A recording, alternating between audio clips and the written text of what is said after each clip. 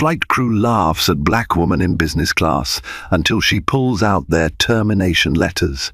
There are stories you hear that make you stop and question everything you thought you knew about human decency.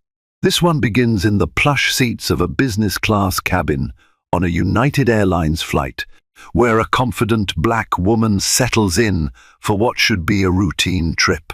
Little does anyone know, a chain of events will unfold that exposes arrogance, prejudice, and raw injustice, only to flip on its head in the most shocking way. When the flight crew targets the wrong passenger and mocks her behind thinly veiled smiles, they have no idea who they are truly dealing with.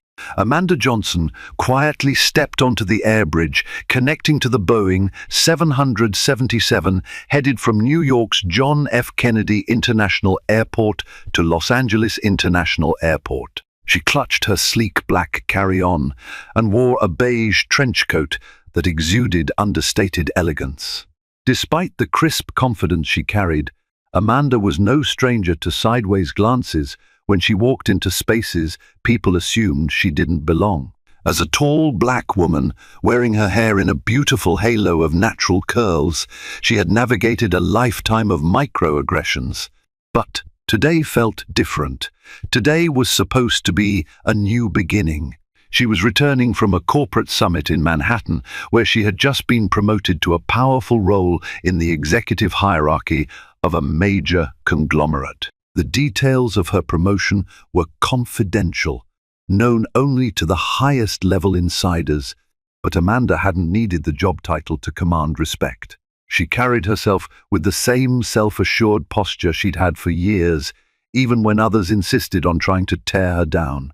Once on board, Amanda glanced at her first-class boarding pass again, confirming her seat number in business class. This was a last-minute flight, and most of first class had been booked by the time her assistant arranged her travel. She didn't mind. Any seat with enough legroom and a quiet environment to read was good enough for her. Even so, she was in a higher cabin class than many people were used to seeing her in, something Amanda rarely forgot. A flight attendant's voice echoed softly from behind her. "Ma'am, can I help you?"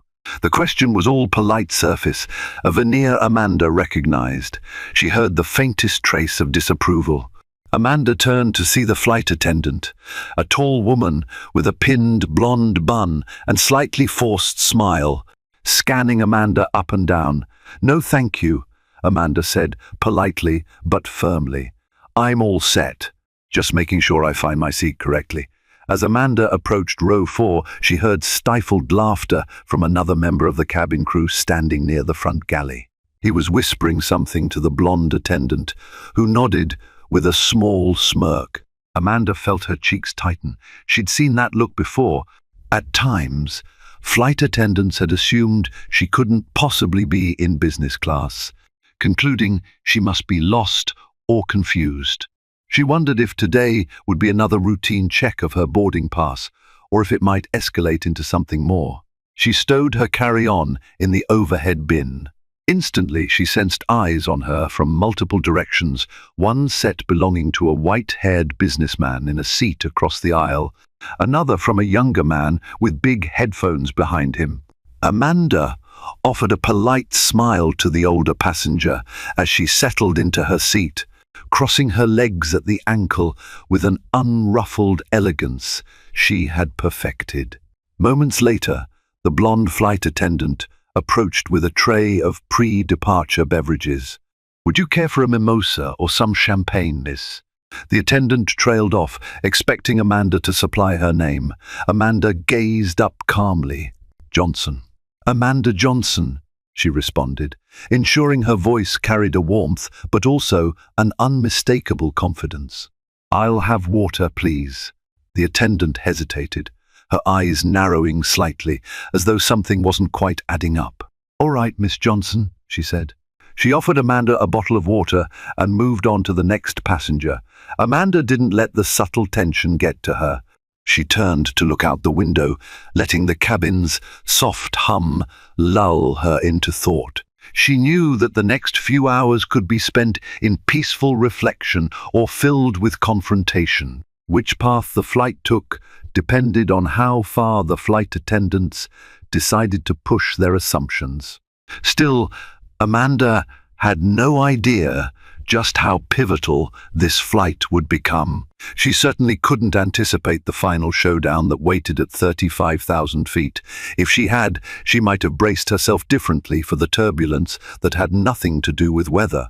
In the forward galley, the blonde flight attendant, Kelly Monroe, was rechecking the manifest on her tablet.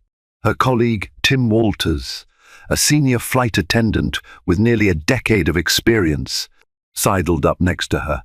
Tim had a nervous habit of tugging at the collar of his uniform whenever he felt uneasy.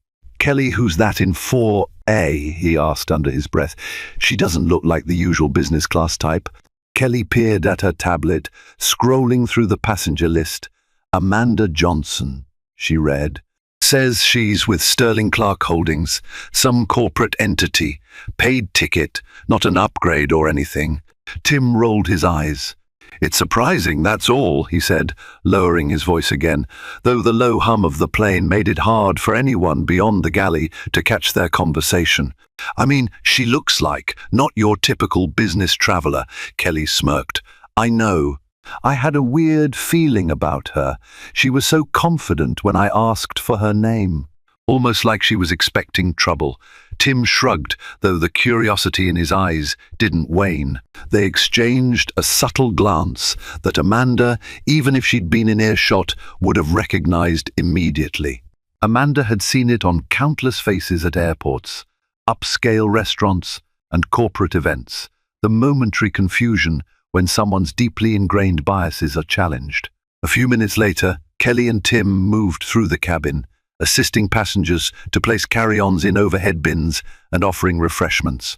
They kept an eye on Amanda, expecting something to happen. Maybe she'd press the call button with an impossible request, or try to find an excuse to go forward into first class. Some passengers of color in premium cabins, they believed, acted overly entitled to prove they belonged. But Amanda didn't do any of that. She simply sat quietly, sipping her water, occasionally glancing at her phone. She chatted politely with a father traveling with his teenage daughter in the row behind her, offering them a reassuring smile as they wrangled their backpacks.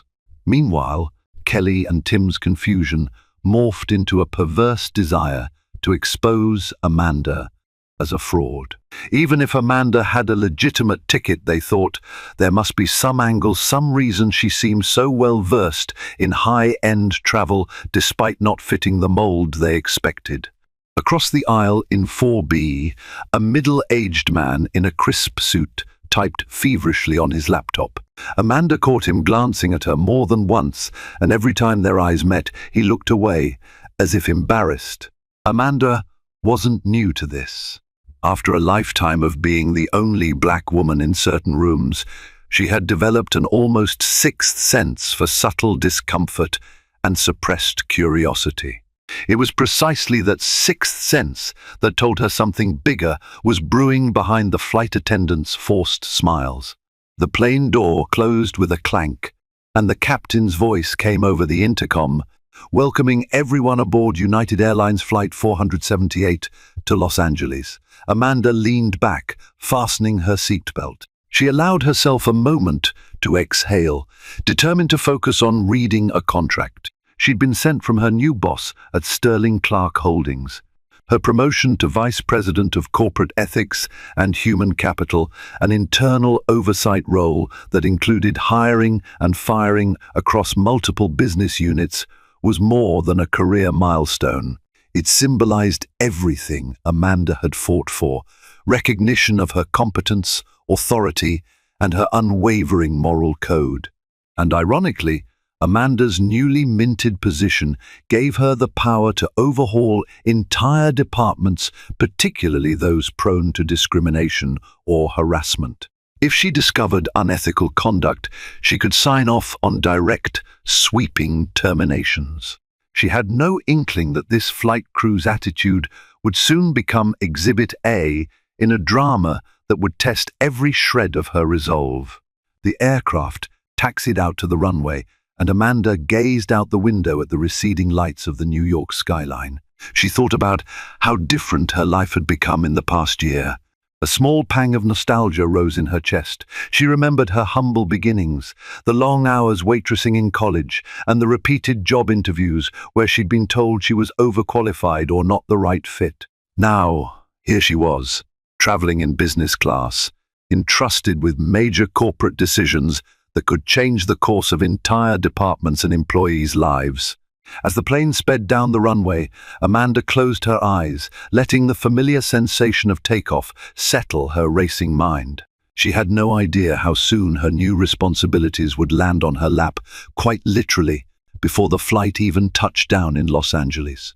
A couple of hours into the flight, the cabin lights were dimmed to let passengers rest or watch in-flight movies. Amanda was leafing through her file on an upcoming merger Sterling Clark was pursuing. She wore noise-cancelling headphones, but even so, she couldn't help but notice Tim, the male flight attendant, standing in the aisle not too far from her seat, openly staring. When Amanda removed one earpiece, Tim snapped to attention. "Are you enjoying your flight, Miss Johnson?"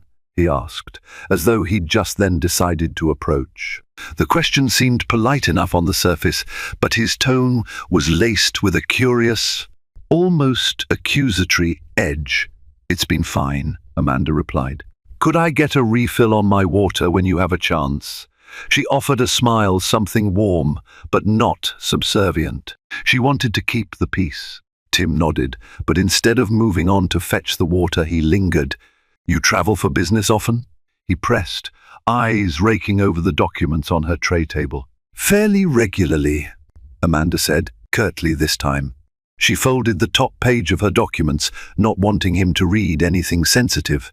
"I work in corporate oversight." "Corporate oversight," Tim repeated, cocking his head. "Is that like auditing?" Amanda paused, uncertain how much to divulge. She didn't owe him an explanation of her job. But she also didn't want to stoke the tension further. "Human resources, compliance, that sort of thing," she said. "Just making sure policies and ethical standards are upheld." Tim's lips twisted in a small grin. He nodded absently, as if he'd just confirmed a private suspicion. "Right," he said, though clearly not satisfied. Then, almost as an afterthought, he tacked on a quick, "Let me get you that water," before stepping away. Amanda leaned back in her seat, forcing her shoulders to relax. She had an uneasy feeling that Tim was looking for a reason to engage. Perhaps he wanted to prove to himself that Amanda was out of place. Amanda willed herself to stay calm. She was more than used to casual microaggressions, but she also sensed something deeper in Tim's behavior, something sharper than mere curiosity. A few minutes later, Kelly, the blonde flight attendant, came by. She knelt next to Amanda's seat so they could speak softly. "Miss Johnson," Kelly said, "I noticed you have some important-looking papers there. We have extra reading lights if you need them." Amanda nodded politely. "Thanks, I'll keep that in mind. I'm fine for now." Kelly lingered, just like Tim had. She glanced sideways at Amanda's overhead bin, as if expecting to see something out of place. "Are you traveling alone?" Kelly ventured. Amanda raised an eyebrow. "Yes," she said, "just me." Kelly's eyes flitted to Amanda's ring finger, noticing Amanda's bare hands. "No family with you today?" she pressed. Amanda bristled internally at the invasive question, but forced a diplomatic answer. "No, my family is at home. I'm traveling for business." A tense beat passed between them. Finally, Kelly nodded and excused herself with a tight smile. Amanda couldn't help but wonder if Kelly and Tim were piecing together some narrative that Amanda had used a stolen credit card or racked up miles in suspicious ways. Amanda had read countless stories of black travelers getting asked to deplane or show additional identification for the flimsiest reasons. About an hour later, as Amanda was drifting off with her headphones on, she heard raised voices. She removed her headphones again, Tim was talking to a passenger near the front who was refusing the meal service. The passenger, a middle-aged white woman wearing a plush cardigan, seemed flustered. Amanda overheard snatches of the conversation. "Look, I paid for a seat and I want the meal." The woman insisted. "But I want the vegetarian option. You said it was available when we boarded." Tim's voice was tight, trying but failing to maintain composure. "MAAM, the vegetarian meals are limited. If you didn't request it ahead of time, we might be out." The woman was growing more agitated. "I did request it when booking. This is unacceptable. I always fly business class, and I've never been denied my meal preference before." Kelly joined them, trying to smooth things over, but the woman was determined to file a complaint. Tim cast Amanda a sour look, as though Amanda's presence itself had contributed to the shortage.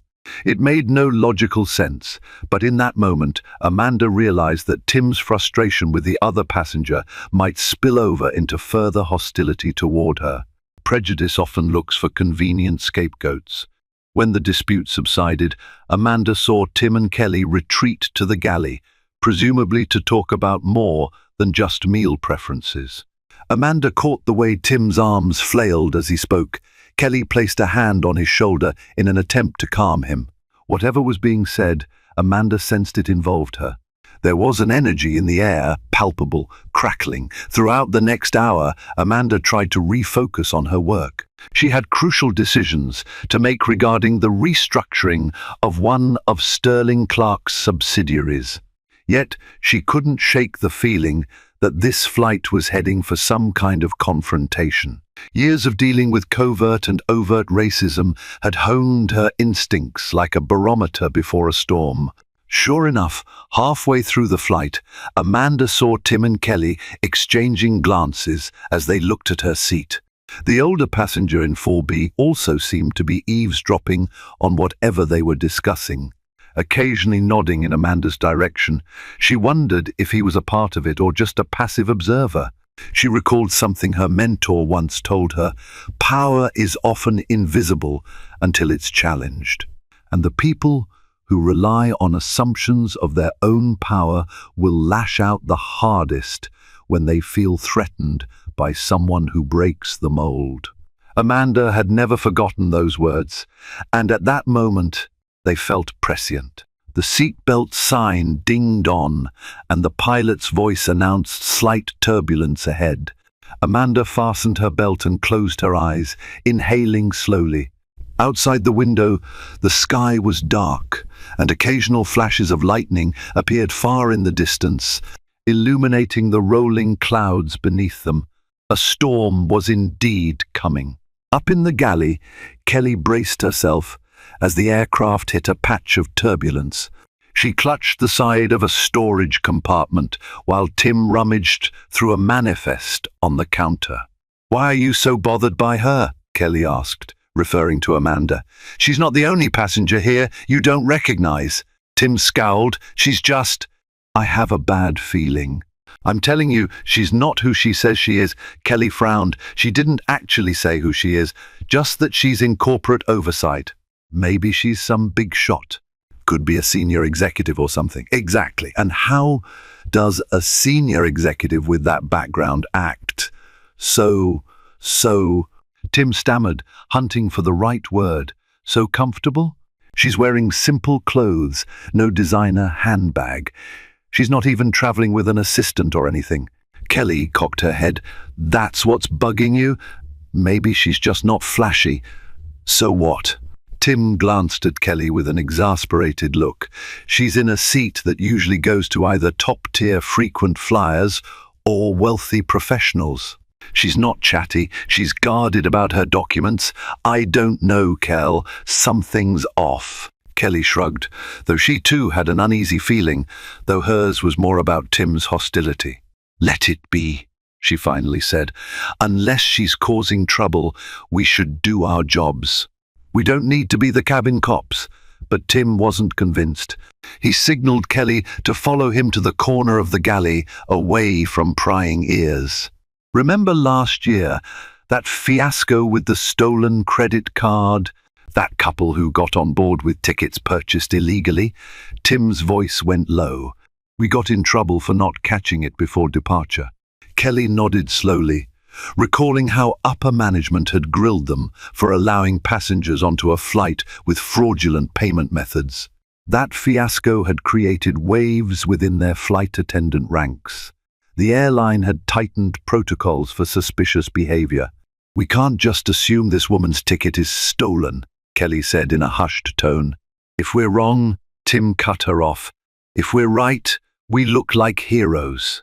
And if we're wrong, well, then she's just an innocent passenger who'll forget about it by the time she lands. People get randomly checked all the time." Kelly hesitated. She didn't want to end up in a confrontation, and something about Amanda's demeanor told her that Amanda was not someone to be trifled with lightly. But Tim's relentless suspicion was wearing her down. He was a more senior flight attendant, and if she didn't back him, it could create friction. She let out a small sigh. "Fine," she said, "but handle it carefully. Don't just go in guns blazing. We'll ask for a quick verification, maybe check her seat details again. If everything's legitimate, we drop it." "Got it." Tim nodded curtly. "Got it." He looked triumphant, as though he had been waiting for Kelly's green light. "We'll do this discreetly." With that, Tim and Kelly commenced a plan to subtly verify Amanda's status, though how subtle they would actually be was anyone's guess. Meanwhile, Amanda felt her stomach tighten despite the smoothness of the flight at that moment. She was aware of the conversation in the galley, soft voices, but telling tones. Her intuition blared in alarm. She decided to remain calm. After all, there was nothing to hide. Her ticket was purchased through her corporate travel program, all above board. But Amanda also knew that some flight attendants, when motivated by bias, could twist anything into an incident. She remembered the recent training materials she had read through at Sterling Clark about workplace discrimination. Prejudice in the service industry had led to too many lawsuits and tarnished reputations. Amanda had been a part of the team that recommended stricter consequences for such behavior. If only these flight attendants knew they were messing with someone who had more than a passing knowledge of corporate accountability. As Amanda sat, rereading a crucial passage about restructuring in her documents, Tim approached with forced geniality. "Mr. Johnson," he said, leaning in slightly, "I wonder if I could ask you a quick favor. Could I verify your seat number and see your boarding pass? We're just doing a routine check." Amanda's lips parted in surprise. "A routine check?" she repeated, arching an eyebrow. "I was checked at the gate." Tim nodded. "Yes, but sometimes gate checks miss a detail. Our software shows a mismatch for seat 4A. Nothing serious, just housekeeping." Amanda's heart pounded, but she maintained her composure. "Certainly," she said, pulling out her boarding pass from the seat pocket. "You'll find everything in order." Tim took the boarding pass, his gaze flicking to Amanda's name, the flight details, and the seat assignment. Amanda noticed him stifle a frown when he found no discrepancy. Then he quickly scanned the form of payment, though Amanda's pass only showed the last 4 digits of the card used. Amanda's lips thinned. She knew it was unusual for a flight attendant to demand to see a passenger's method of payment mid-flight, especially in business class, without cause. After a moment, Tim handed it back. "Thanks." "Like I said, routine check," he said, but his tone was anything but friendly. Amanda looked him straight in the eye. "All good?" Tim paused. "All good," he finally said, offering a tight smile. "Enjoy the rest of your flight, Miss Johnson." As Tim walked away, Amanda inhaled and exhaled slowly. She repeated a mantra in her mind. "Stay calm, stay gracious, but never let them walk all over you." She could sense the tension radiating off Tim like heat waves, and she knew that if he found any excuse to escalate, he wouldn't hesitate. Not long after the boarding pass check, Amanda decided to stretch her legs. She headed to the business class lavatory, noting that Tim was tending to a passenger near the front, while Kelly busied herself with reorganizing the beverage cart. The seatbelt sign was off, and the plane was currently slicing through calm skies. Perfect time for a quick break. When Amanda emerged from the lavatory, she heard voices drifting from behind the partially closed curtain that separated the galley from the passenger aisle. She recognized Kelly's voice, and then Tim's. She paused in the aisle, leaning slightly, not intending to eavesdrop, but catching words that made her freeze. "Still sure something's off about her," Tim was saying, his voice laced with disdain. "Just because her past checks out doesn't mean she's not up to something. You see, the way she acts, like she owns the place." Kelly sighed. "Tim, let it go. If there was a mismatch, we'd see it in the system." Then Tim's voice sharpened. "These people always have a way of getting around the rules. I've seen it before, flashing attitude and playing victim. I'll bet she's just waiting to cry racism so she can get a voucher or something. She knows all the angles." Amanda felt her gut clench. These people. She knew exactly what that meant. Her cheeks burned as the weight of the words sank in. Her initial instinct was to barge in and confront them, but she held back, letting them continue to talk, suspecting she might need to hear everything. Kelly made a faint sound of discomfort. "Tim, stop it. You're being paranoid. Besides, it doesn't matter even if she complains. Management is always on the passenger's side these days." Tim's voice lowered, filled with frustration. "She waltzed on here like royalty. It's so annoying. She doesn't belong in business class, and we both know it." Silence stretched, thick with tension. Amanda swallowed hard. As a high-level HR executive, she'd seen these sorts of attitudes ruin careers, tarnish company reputations, and bring about lawsuits. Yet hearing it so blatantly from someone who was supposed to be providing professional service took her breath away. Her hands shook, not with fear, but with a controlled fury she rarely felt so powerfully. She considered stepping forward, letting them see that she'd heard them. But a calmer voice in her head urged caution.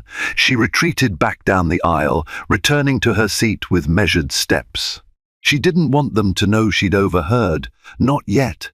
As she sank into her seat, Amanda felt a swirl of emotions: hurt, anger, disbelief. But above all, a resolution began crystallizing in her mind. You just messed with the wrong passenger.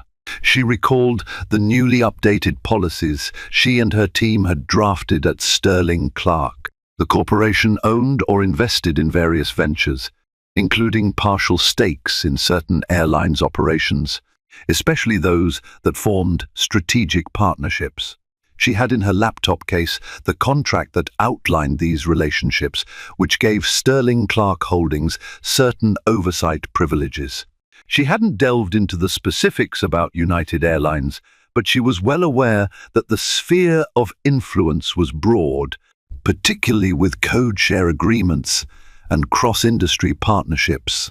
If Tim and Kelly thought Amanda was powerless to challenge their bigotry, they were in for a shock. Amanda only needed the slightest reason to invoke her authority, especially if any airline staff was found to be discriminating. She had never intended to use her power so directly, but life had a way of setting up karmic collisions. She steadied her breathing, thinking ahead to how she might handle this. One thing was certain: Amanda would not quietly endure the insult. She would gather evidence, remain poised, and take swift action once she landed. Because prejudice like this thrived only when it was left unchallenged. The seatbelt sign chimed on again, and the captain announced more turbulence. Amanda fastened her seatbelt, her heart pounding. Outside the window, the plane had entered thicker cloud cover. She glanced at the flight tracker on the screen in front of her. They were approaching the halfway mark, somewhere over the Midwest. The next couple of hours suddenly felt like a lifetime. She closed her laptop, deciding to rest. As she tried to calm her swirling thoughts, Amanda's mind drifted to a memory from years ago, when she was a new college graduate, traveling on a cheap economy ticket. She'd been humiliated on a flight when a flight attendant singled her out, demanding to see her ticket 3 separate times. She remembered how small she felt then, how powerless. But she wasn't powerless anymore. As Amanda adjusted her seat, she opened her phone's note-taking app and jotted down the key phrases she'd overheard. She documented the approximate times, the flight attendants' names, and the context. Over the years, she'd learned the importance of keeping a record. She didn't know yet how or when she'd confront them, but she wanted every fact straight. A few minutes later, Kelly passed by again. Her demeanor was more subdued now, as though guilt or caution were getting the better of her. She offered Amanda a closed-lipped smile, then busied herself with picking up trash from trays. Amanda returned the smile coolly, giving no sign that she'd overheard their conversation. Let them think everything is normal, she thought. Any trash, Miss Johnson? Kelly asked, avoiding eye contact. I'm fine, Amanda said, placing a gentle emphasis on the last word. Kelly nodded and moved on, disappearing behind the curtain. Amanda exhaled. She had to maintain her composure for the rest of the flight, no matter what they threw at her. She had a far more potent tool at her disposal than anger, the power to bring about consequences. The turbulence outside matched the unease inside Amanda.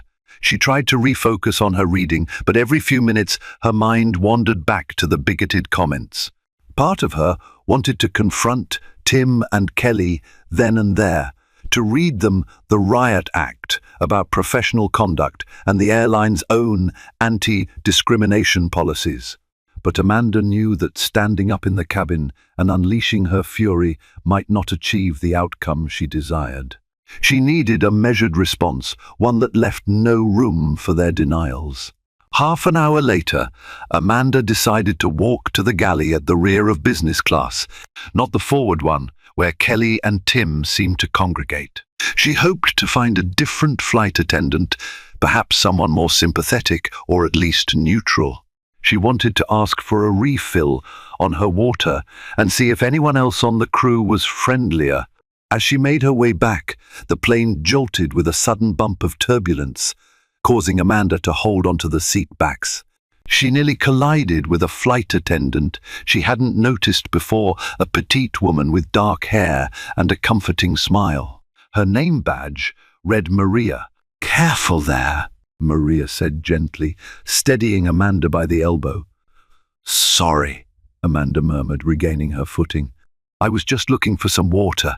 Maria nodded. "No worries, I can get that for you." She guided Amanda to a small space near the galley, rummaging for a fresh bottle of water.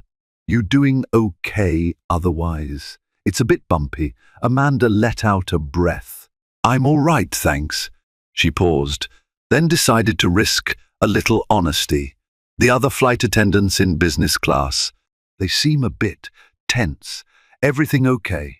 Maria's face flickered with a complicated emotion. She lowered her voice. "They've been under a lot of stress, Tim especially. But I'm sorry if it's affecting your experience. Do you need me to talk to them?" Amanda hesitated, scanning Maria's earnest expression. Maria seemed sincere, but Amanda didn't want to drag her into something that could escalate further without proof or a plan. "I appreciate that," she said quietly. "I'm just trying to have a peaceful flight. It's just felt off." Maria handed her the water with a small smile. "I understand. If there's anything you need, you can ask me directly. I'm here to make sure you're comfortable." Amanda nodded, touched by Maria's concern. "Thank you," she said softly. "I appreciate it." She turned to head back to her seat when Tim's voice boomed behind her, surprising both Amanda and Maria. "Miss Johnson, can I help you with anything else?" The question carried an edge, as though Amanda had broken some unwritten rule by venturing to the rear galley. Amanda turned slowly. "I was just getting some water," she said, holding up the bottle Maria had given her. Tim's gaze flicked from Amanda to Maria, then back to Amanda. He forced a smile that didn't reach his eyes. "Right. Well, if you're ready to head back to your seat, It's recommended due to the turbulence.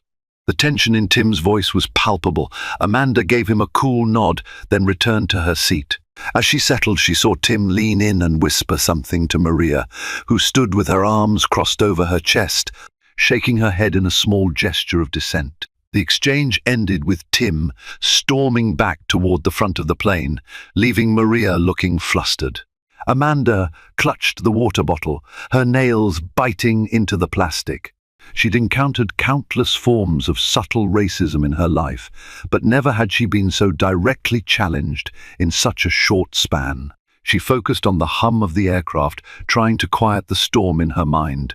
The seatbelt sign dinged again, the cabin lights flickering as the plane passed through another patch of rough air. Amanda closed her eyes. Just a couple more hours to Los Angeles. Then I'll handle this. Except Tim seemed determined to provoke a confrontation before then. Minutes later, he appeared at Amanda's row, a forced cheeriness in his voice that made Amanda's skin crawl. "Miss Johnson, I'm going to have to ask you to remain in your seat unless it's an emergency. We've had complaints that you're roaming the cabin during turbulence." Amanda's eyes snapped up to him. "Complaints? I was just getting water from your colleague with the seatbelt sign off." Tim's smile was tight. "Yes, but the seatbelt sign was about to come on. We have to ensure everyone's safety." "I'm sure you understand." Amanda's temper flared. She realized Tim was trying to paint her as a disruptive passenger, possibly building a case against her. She managed to keep her voice even. "I have no intention of roaming the cabin unnecessarily." "Thank you for your concern." Tim nodded, but there was a flicker of disappointment in his eyes, as if he'd hoped Amanda would retaliate or argue. He walked away, leaving Amanda seething. She recognized the tactic, gaslighting to provoke a reaction, then using that reaction to justify further harassment. Amanda took a long, slow breath. She reached for her phone, which was on airplane mode, and opened her notes again. She typed the time and Tim's exact words, summarizing what had just happened. She was building a case meticulously. They have no clue who they're dealing with. Across the aisle, the businessman in 4B watched with a mixture of curiosity and empathy. When Amanda glanced his way, he offered a sympathetic nod. She wondered if he'd overheard any of Tim's snide remarks, or if he just sensed that Amanda was being singled out. Just a little longer, she told herself. Then the tables will turn. An hour before landing, the flight started its descent into LAX. The captain's voice announced they'd be arriving slightly ahead of schedule. Normally, Amanda would welcome an early arrival, but now she felt a wave of relief. She wanted off this plane, away from Tim's toxic presence. And yet, a steely part of her wanted a resolution before she set foot on the ground. Outside the window, the setting sun cast a fiery glow over the horizon, painting the clouds in shades of orange and red. Amanda gazed at the spectacle, hoping it would calm her nerves. Her mind spun with possible ways to confront Tim and Kelly. She wanted them held accountable, not just for her own sake, but for any future passenger who looked like her. Suddenly, Tim appeared in the aisle again, handing out landing cards to those who might need them. He approached Amanda with that same forced smile. "Do you need a landing card, Miss Johnson?" Amanda cleared her throat. "I'm a domestic traveler, so no, I don't need one." Her voice was calm, though she felt anything but. Tim hovered, fiddling with the sheaf of cards. "Right. Well, we'll be on the ground soon. I hope you enjoyed your flight." Amanda raised her eyebrows. "It was eventful, I'll say that." Tim opened his mouth to respond, but Kelly called from the galley, interrupting him. He turned on his heel, leaving Amanda, once again, with frayed patience. As the plane made its final approach, Amanda gathered her belongings, preparing for landing. She had her seatbelt securely fastened, tray table locked, and seat in the upright position. Tension coiled in her stomach like a viper. She considered letting the incident slide, simply writing a scathing review or filing a complaint after disembarking. But Amanda was a woman of action, and she'd overheard enough from Tim to know that he'd probably done this to other passengers who didn't fit his biased assumptions. If she let him off, who would be next? The wheels touched down at LAX with a chirp. Passengers exhaled collectively, some stirring from slumber, others stretching and checking their phones. Amanda glanced at the time, 6:42 p.m., local. She had enough time before her next engagement. As soon as the seatbelt sign was turned off, Amanda stood, retrieving her carry-on. Kelly made eye contact, then quickly looked away, her cheeks coloring. Tim busied himself with opening the overhead bins for other passengers. Amanda's mind was made up. She would confront them at the door, where the flight crew usually gathered to say goodbye. There, Amanda would reveal her identity in the simplest possible way, a business card or a direct statement. And then she would watch their faces shift from smug to horrified. Passengers began filing out. Amanda waited until the aisle cleared a bit, determined not to block anyone in. Finally, when it was her turn, she stepped forward. Tim and Kelly stood at the aircraft door, forced smiles at the ready. "Thank you for flying with us," Tim said mechanically to the passenger ahead of Amanda. When Amanda reached them, she paused. Kelly's smile faltered. Tim's eyes flickered uncertainly, and Amanda, for the first time in hours, felt entirely in control. She extended her hand, a small white business card pinched between her fingers. Tim and Kelly glanced at it, then at Amanda. "My name is Amanda Johnson," she said, her voice calm yet unyielding. "Vice President of Corporate Ethics and Human Capital at Sterling Clark Holdings." Tim's face went blank, confusion turning to a flicker of concern. Kelly's eyes darted between Amanda and the card, which Amanda was still holding out. Passengers behind Amanda murmured, waiting to exit, so Amanda stepped aside, effectively moving Tim and Kelly out of the direct path. "I overheard your conversation about me in the galley," Amanda said quietly, her words hitting like a slow drumbeat. "The insults, the insinuations, the racism. I've documented everything." Kelly's mouth opened, eyes wide in horror. Tim's cheeks flushed. "Miss Johnson, Amanda cut him off. "You assumed I didn't belong in business class because of the color of my skin. You tried to provoke me, to find any excuse to remove me from this flight, simply because I challenged your bias by existing in a seat you thought I didn't deserve." Kelly stammered, I'm sorry, Miss Johnson. This is a misunderstanding." Amanda locked eyes with her, unwavering. "No, it's not."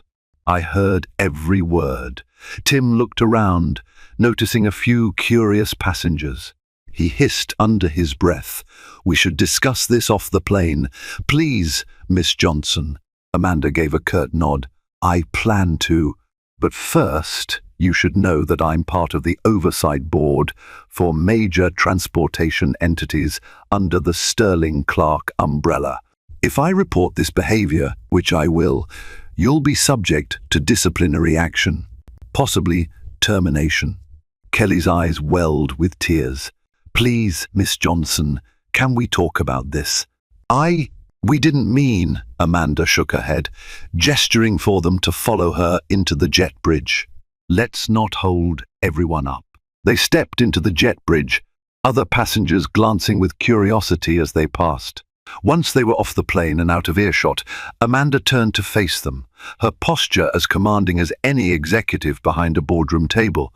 "I've dealt with bigotry before," she said softly, "but rarely so blatantly from a service provider.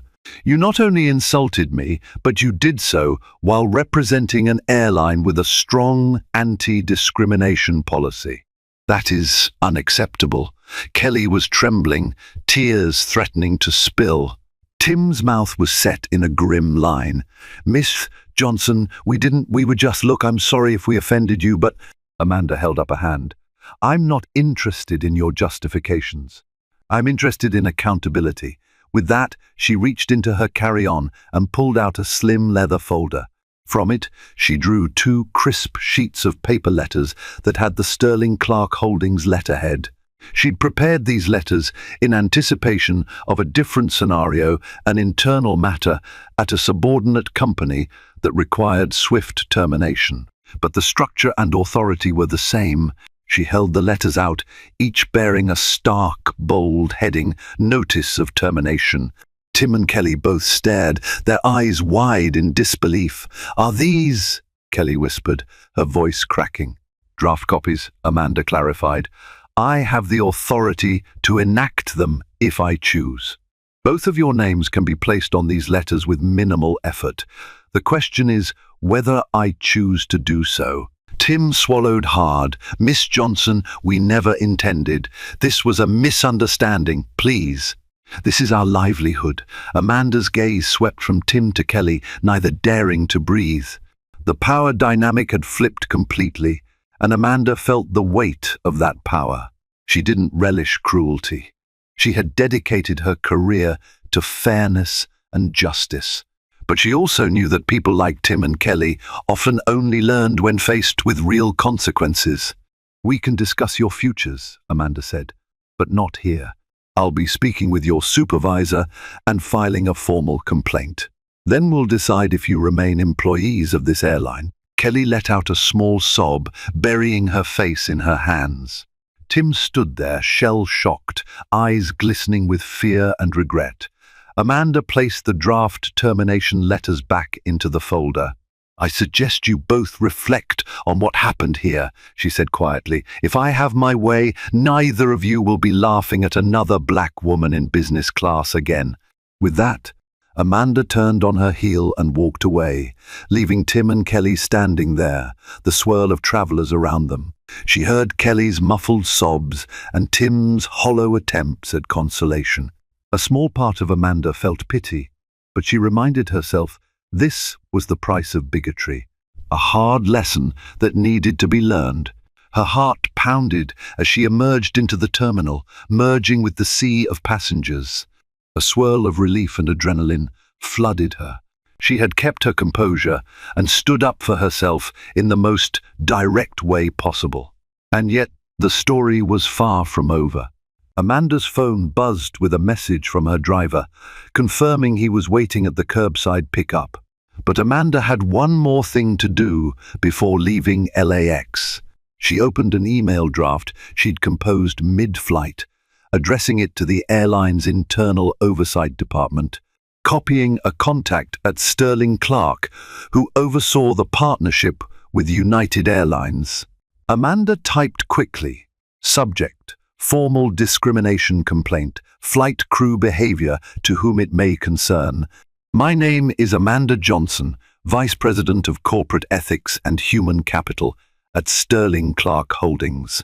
During my recent flight, United Airlines Flight 478 Seat 4A on date, I experienced discriminatory behavior from members of the cabin crew. Attached is a detailed account of the incidents, including direct quotes overheard in the galley. I request an immediate investigation and will be following up to discuss appropriate disciplinary action.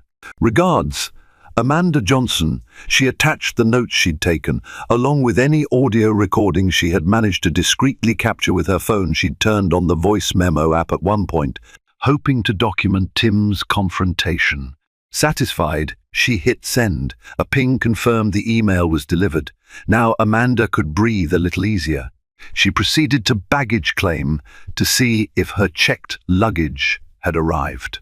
As she walked, she felt the heavy swirl of emotions: anger, vindication, sadness, triumph. This was not just about her. It was a stand for everyone who had ever been singled out for their skin color, especially in a place where they had every right to be. When she finally met her driver at the curb, Amanda slid into the back seat of a sleek black sedan. Exhaling a long sigh, she closed her eyes, letting the city lights of Los Angeles wash over her. A swirl of relief and weariness pressed down on her shoulders. She reflected on the day's events and considered what might happen next. The airline would launch an internal inquiry. Tim and Kelly would likely face suspension. if not immediate termination. Amanda didn't relish the idea of people losing their jobs, but she also knew that enabling bigotry only allowed it to fester. If Tim and Kelly truly regretted their actions, perhaps the airline would permit them a second chance under strict conditions. But that was for the airline to decide, guided by Amanda's complaint and testimony. Later that evening, Amanda checked into her hotel in downtown Los Angeles, a swanky high-rise overlooking the shimmering skyline. In her room, she flung her trench coat onto a plush armchair and sank into the bed, exhausted. She stared at the city lights, her mind replaying the confrontation in the jet bridge. She had wanted so badly to avoid conflict when she boarded that flight. All she desired was a peaceful journey, a chance to read and rest before diving back into work. Yet, maybe this was exactly what was supposed to happen. As Vice President of Corporate Ethics, Amanda was not just a figurehead. She was there to enforce the very standards she championed. She checked her email one last time before drifting to sleep. The airline's oversight department had already acknowledged receipt of her complaint, promising a swift and thorough investigation. Amanda closed the email, letting a sense of vindication wash over her. Tomorrow, she'd have meetings related to her new role, discussing strategic initiatives, budgets, and personnel reorganizations. But tonight, Amanda slept with the knowledge that she had stood up for herself in the face of prejudice, and that the flight crew who laughed at her would now have to face the consequences of their own actions. Amanda awoke to her phone buzzing with notifications. Overnight, the wheels of corporate accountability had already begun turning. She sat up in the luxurious hotel bed, blinking at the bright California sun streaming through the floor-to-ceiling windows. Her phone displayed a flurry of emails. One was from the Director of Internal Audits at United Airlines, requesting a phone call at her earliest convenience. Another was from her own team at Sterling Clark, expressing support and asking how they could help. Amanda also saw a message from a colleague who had already heard rumors circulating about a high-profile passenger incident involving discriminatory behavior by flight attendants. News traveled fast in corporate circles. She swung her legs off the bed, heart pounding at the thought of stepping back into the ring so soon. Part of her yearned for a day off to let the emotional exhaustion pass, but Amanda had never been one to shrink from a challenge. If the airline was ready to discuss immediate actions, she was ready to provide her full account and ensure the right measures were taken. She freshened up, dressed in a tailored navy suit, businesslike but approachable, and made her way to a quiet corner of the hotel lounge to take the call with the United Airlines Director of Internal Audits, a man named Richard Leeson.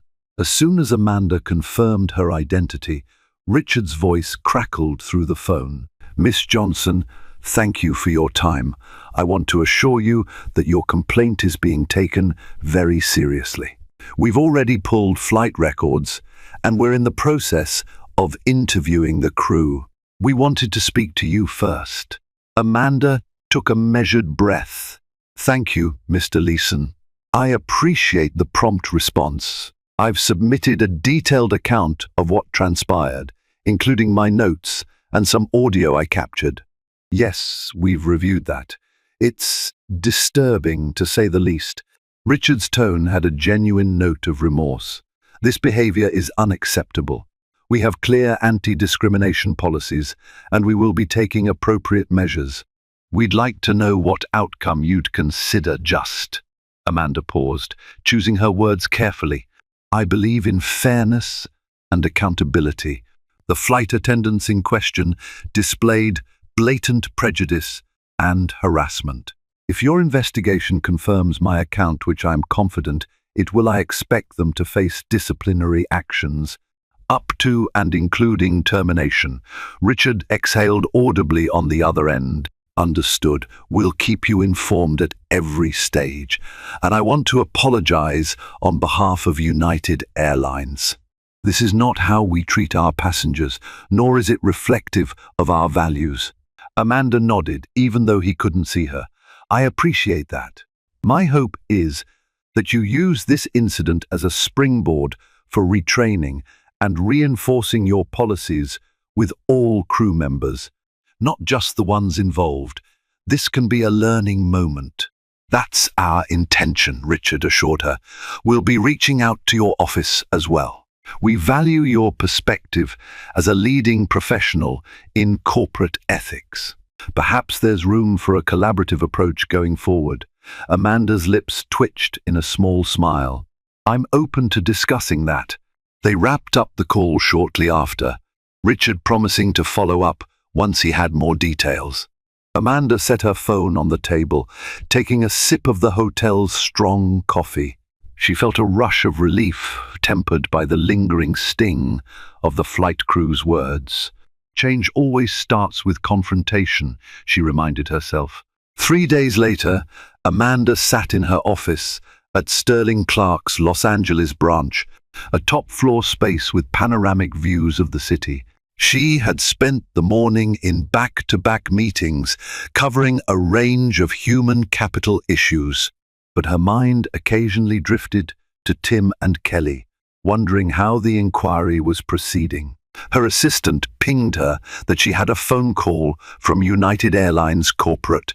Amanda closed her laptop and picked up. "This is Amanda Johnson. Miss Johnson." "Hi, it's Richard Leeson again," came the now familiar voice. "I wanted to update you on our investigation." Amanda's heartbeat quickened. "Yes, of course. Please go ahead." She heard him shuffle papers. "We interviewed the entire crew and some passengers who witnessed the interactions. We also reviewed your audio recording. Based on the evidence, we've concluded that Tim Walters and Kelly Monroe violated our professional conduct and anti-discrimination policies. They repeatedly targeted you, questioned your right to be in business class, and made derogatory remarks referencing your race. This is intolerable." Amanda inhaled, prepared for the next part. "And the consequences?" Richard cleared his throat. "Effective immediately, both employees have been terminated. United Airlines does not tolerate discriminatory behavior. We're also conducting additional training sessions for all flight attendants to prevent such incidents from recurring. We appreciate your courage in bringing this to our attention." A wave of conflicting emotions hit Amanda. Part of her was relieved that justice had been served. Another part felt the heaviness of two people losing their jobs. But Amanda recalled Tim's hateful words and Kelly's complicity. "Actions have consequences," she reminded herself. "Thank you for following through," Amanda said. "I do hope you'll implement meaningful changes to prevent future incidents." "We will," Richard promised. "And if it's all right with you, we'd like to discuss a possible advisory role for you in updating our anti-discrimination training. There's interest from our upper management, given your expertise." Amanda allowed herself a small, hopeful smile. "I'd be open to that conversation. Send me an email with the details." After hanging up, Amanda gazed out at the cityscape. Hard karma had come full circle for Tim and Kelly. They laughed at a black woman in business class, only to be confronted with the fact that she wasn't just another passenger. They had insulted a high-ranking executive empowered to end their careers. Amanda took no joy in their downfall, but she found satisfaction in the knowledge that their harmful behavior would not be brushed under the rug. She turned her attention back to her work, forging ahead in her new role.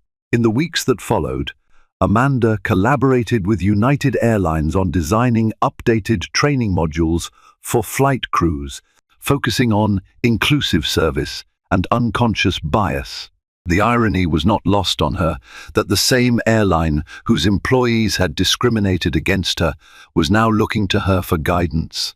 Sometimes, life had a poetic way of forcing institutions to learn from their mistakes, and so Amanda Johnson's journey continued, a testament that, sometimes, the greatest storms we face bring us the clarity we need to drive meaningful change. In the eyes of many, Amanda became a symbol of resilience and justice, But for her, it was simply another chapter in a life spent fighting for the respect and equality everyone deserves. Thank you for staying with me through this powerful story of triumph over prejudice. Amanda Johnson's confrontation in that airplane cabin showed us that bigotry can lurk anywhere, even behind the polite smiles of a flight crew. But it also taught us that standing up against injustice can lead to real consequences for those who harm others with their biases. While 2 flight attendants lost their jobs, this difficult lesson opened the door to genuine corporate reform, ensuring fewer travelers endure discrimination in the future. If this story moved you, if it made you think, or even if it inspired you to speak out more boldly in your own life, please show your support by liking this video, sharing it with your friends, and subscribing to my channel.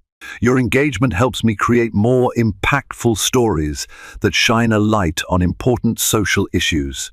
Thank you again, and until next time.